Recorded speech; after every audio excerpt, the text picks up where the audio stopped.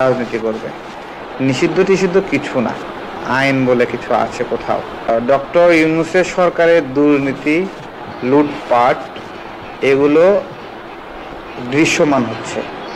যত দৃশ্যমান হচ্ছে আওয়ামী লীগ তত জনপ্রিয় হচ্ছে, এটা মানতে হবে। আওয়ামী লীগ একটা বড় দল, এই দল শিকড় অনেক গভীরে।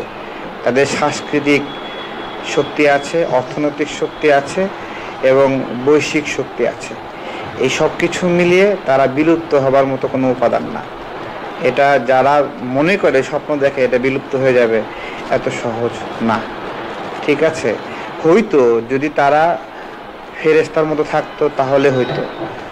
যেহেতু মানে এক চোর বলতেছে আরেক চোরকে তুই চোর, তো জনগণ এটা দেখতেছে, তো সবই জনগণ আওয়ামী লীগের উপর ক্ষিপ্ত ছিল।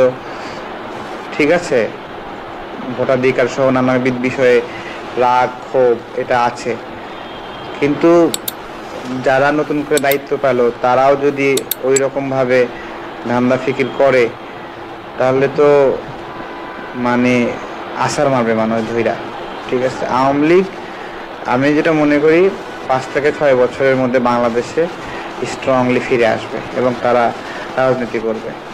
নিষিদ্ধ টিষিদ্ধ কিছু না।